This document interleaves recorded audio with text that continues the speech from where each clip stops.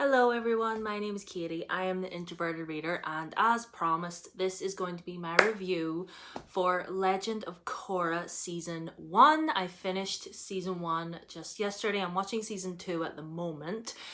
If you're not familiar with Legend of Korra is the sequel series to Avatar The Last Airbender. Now, Avatar The Last Airbender was this animated TV show, came out in the early 2000s. I didn't watch it as a kid. I know a lot of people watched it whenever they were younger, but I was not the nerd that I am today. So I didn't watch it whenever I was a kid. I actually watched it for the first time about a year or so ago. I think it was in like 2018 or something like that. And Legend of Korra was not on Netflix. Avatar was on Netflix, but Korra wasn't. But anyway, I watched season 1 yesterday. It's not that long. It's about 12 episodes and they're only about 20 minutes long. But whenever I discovered that it was on Netflix, I was like, I need to watch this. Overall, I did enjoy it. I'm trying to like speak without giving spoilers, but basically Korra is like the next Avatar. You know, the Aang's time has ended and the cycle has begun anew with Korra, who is a young girl who was raised in the Southern Water Tribe. And I was a little bit confused whenever it first started because like these men, the first episode is these men coming to her parents' house and they're kind of thinking, is like the next Avatar here? Like, we don't know where the next Avatar is. And then out she comes, this little kid, earthbending and firebending away, as well as waterbending, obviously, because she's from the Water Tribe. But like, that really confused me because did I miss something? Like, did someone already teach her how to earthbend and waterbend? Because I don't remember Aang being that young, because she looked younger than Aang. Because in Avatar, Aang was like 12 or something. I mean, granted, he was frozen for 100 years, but he was like 12 human years, they look like, whenever he was learning how to like firebend and whatever. Like, he didn't even learn how to firebend until near the end of his journey. So it was just a little bit confusing. But anyway, Korra as a character, I will be honest, I don't really like her. I don't really like her at all. She is just so hot-headed and she doesn't think with her head. She just thinks with her fists, and that really, really frustrates me. Like, all the way through this season, she just wanted to fight all the time. Like, I was just like, some instances don't require you coming in and showing off your skills. Like, there were so many times when I wished someone would just shake her and be all like, being the Avatar isn't just about flying about the place and showing off your skills. You need to be an ambassador. You need to be the one that brings balance and peace in the world, not more fighting, because like during Aang's time, there was Aang was, obviously he had to train because obviously there was the 100-year war and everything, but if Aang could have gotten through that without having to bring harm to anyone, he genuinely would have. And like, it's just so weird to me to have Aang in Avatar, who was like, he was so calm and collected compared to Korra. Like, she is just I feel like she could easily have been a firebender. Like, that's definitely a firebender in her, and it's just and like, I'm watching season 2 right now and she's just annoying me even more. Like, can someone tell this child to sit down and just calm down for 2 seconds? But again, okay, so I haven't really explained the first season anyway. So the first season it's like 30 plus years after the events of Avatar has finished. So, and now because within the original series, it was the 4 nations, the Fire Nation, Earth Kingdom, Air Temples, and the Water Tribes. And there still are all those places, but like, in the prologue at the beginning, the narrator talks about how Aang and Zuko kind of built this city. They like revamped everything and rebuilt everything where benders and non-benders could live together. And they called it Republic City. So Republic City is basically just where everybody lives, like everyone sort of mixes together, and there's like Air Temple Island where Aang's descendants live, and I don't really want to talk too much about them because like I don't want to spoil too much.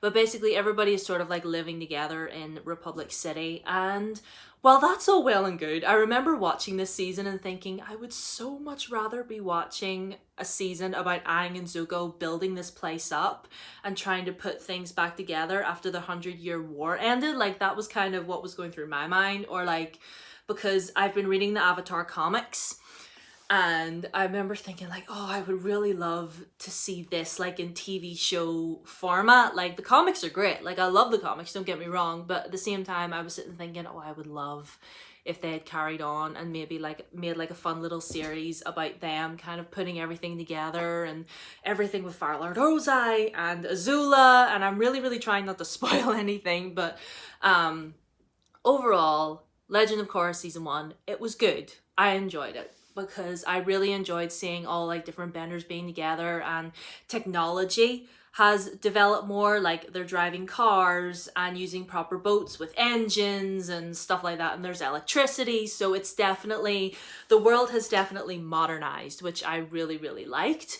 What I also liked, because during Season 1 there was this group of people called Equalists, and they believed that what the benders were like oppressing them, and that they needed to do away with everyone who can bend an element, or that it's unnatural and all this. And I really enjoyed that aspect, because it sort of brought out this sort of like a lot of the hypocrisy that sort of that sort of is between you know, the benders and the non-benders. And then it's just like, you know, like trying to undermine everything that Zuko and Aang put together.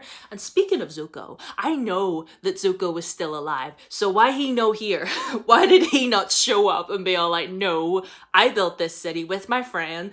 What's going on here? Like, I'm just like, where is Zuko?